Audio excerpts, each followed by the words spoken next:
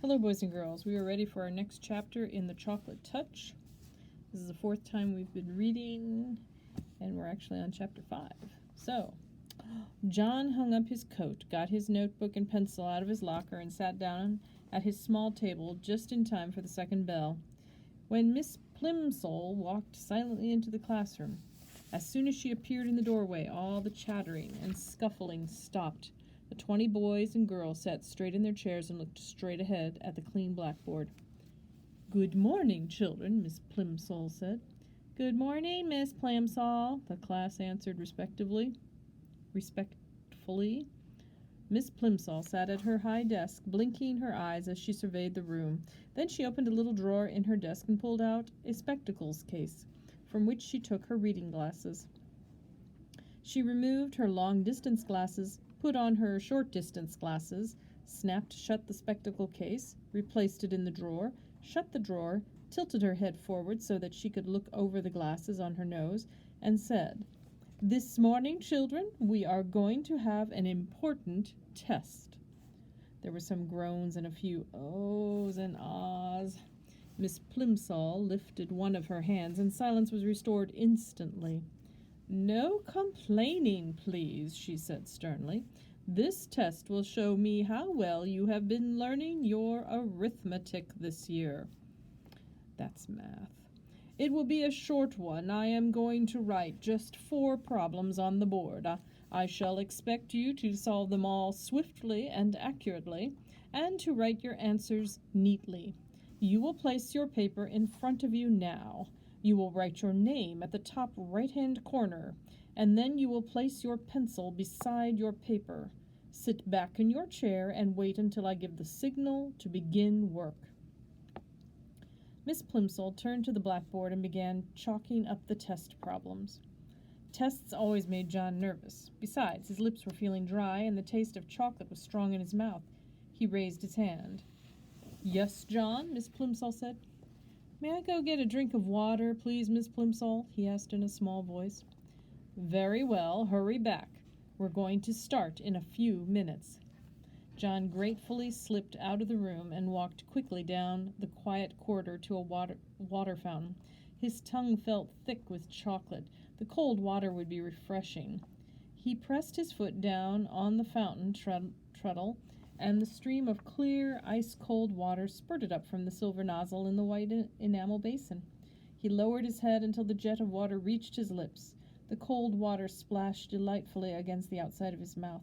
He opened his lips, and as soon as the water gushed in, it turned into ice-cold chocolate water, thin and sweet. Quickly stopping the flow, John looked with dismay at the shallow puddle that had formed and was now draining away in the basin of the fountain. He hurried to another fountain, on the second floor of the building, but there the same thing happened. The clear, ice-cold water turned to liquid chocolate in his mouth. When John finally got back to the classroom, all the other pupils were bent over their tables, busily scratching away. Miss Plimsoll looked up from her book as John tiptoed in. She looked at the clock on the wall, looked back at him, and wagged her finger reprovingly. John began on the first of the 4 problems, but he was so worried about the chocolate water that he couldn't keep his mind on his work. By the time he was ready to start the 4th problem, the other boys and girls were already putting down their pencils and straightening up and smiling at each other. 2 minutes to go," said Miss Plimsoll. And here's the picture that's in the book for this page. There's the teacher. She wrote the math problems on the board.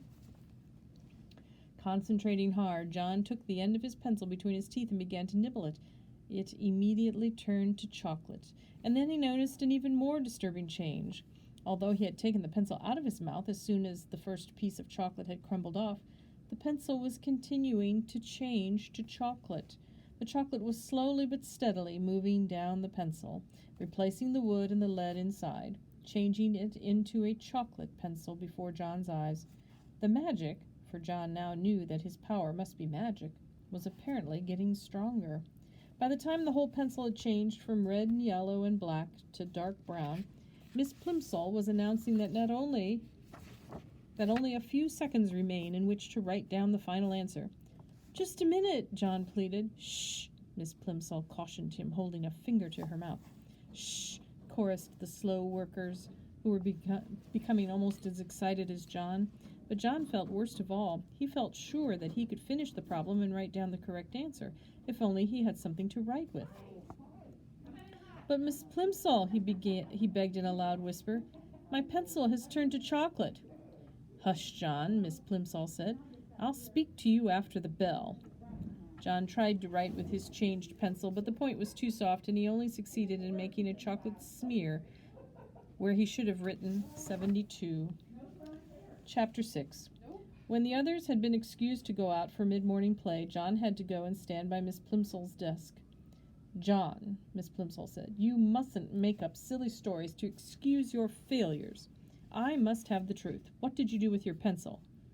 "This is it," John said, showing Miss Plimsoll the pointed stick of chocolate. "Really, it changed."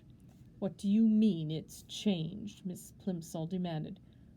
"That's my pencil," John tried to explain, "only it isn't the same anymore. Nothing stays the same today if I put it in my mouth. The same thing happened when I chewed my gloves. They were chocolate, too." "John," Miss Plimsoll said slowly, "do you feel all right?" "Yes, thank you," said John. "I feel all right, except I'm getting so thirsty. The water from the water fountain turned to chocolate, and so did the water upstairs. I would really like a drink of cold water."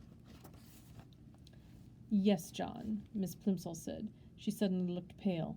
"You run out and play with the others. I'm going to have to talk to the nurse. And John," Miss Plimsoll said, as he started toward the classroom door, "here's another pencil. Be a good boy and try not to lose it. I'm afraid I'll have to keep this piece of chocolate until school's out. You know we don't allow anyone to eat candy in class." Miss Plimsoll put the slightly chewed chocolate pencil in her desk drawer, and John went out to look for Susan. He found her skipping rope with 2 girls in his class. John usually scorned skipping rope. He preferred hide-and-seek, tag, FBI and spies, kick the can, or any other good, exciting game. Jumping rope up and down in one place, just to avoid being hit by a rope, seemed silly to him, but he was sorry for having spoiled Susan's silver dollar, and he was willing to make a sacrifice. "Susan," he said. Susan continued to bounce on one foot as her 2 friends swung the rope over and under, over and under, over and under her. She didn't seem to notice John. "I'll skip with you," he offered. Susan stopped. The rope was caught by her shins. "Let's try doubles backwards," she said, but not to John. She ignored John. "You go first, Betty. Ellen, you go second, and I'll go last. The one who does it the most times gets the first slice of my birthday cake." Susan looked at John, raised her eyebrows, shut her eyes, and stuck out the tip of her pink tongue. Then she turned back to the girls and smiled. Ellen whispered in Betty's ear, and Betty whispered in Susan's ear. Then all 3 of them looked at John and at each other again and burst out laughing. "Oh, Susan," John protested, "I didn't mean to do it. The trouble there's something magic about me today. Everything I put in my mouth turns to chocolate." Okay, so here's a picture of him talking to the girls outside at recess while they're jumping rope. The girls giggled. "You wouldn't like it," who was beginning to feel sorrier for himself than he had ever felt before.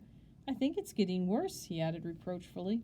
"At first, just the part in my mouth turned to chocolate, but when I nibbled the end of my pencil, the whole pencil changed." "Pooh," said Susan, and the others hooted with glee. "Maybe I'll get sick and die," John warned. "Maybe I'll turn to chocolate myself, and then you'll be sorry." "I don't believe one word about the chocolate," Susan said, "and if it was true, you'd be glad because all you ever like eating is chocolate." "If you don't believe me," John retorted, "just give me that skipping rope and I'll prove it." The girls looked questioningly at each other for an instant, but as they hesitated, the bell rang and it was time to go back to the classroom. The rest of the morning passed slowly for John. He was afraid that his mother was going to be cross about the missing gloves. She might not accept the excuse that he had eaten them. He regretted his messed-up arithmetic test. He was sad about Susan's anger and disbelief, and he was getting terribly thirsty. Once during geography and once during art he was excused to get a drink of water. Both times, however, he swallowed nothing but sweet chocolate. His mouth was getting stickier and sweeter and drier by the minute. And that is the end of the chapter. So we're going to stop there. So until next time, boys and girls.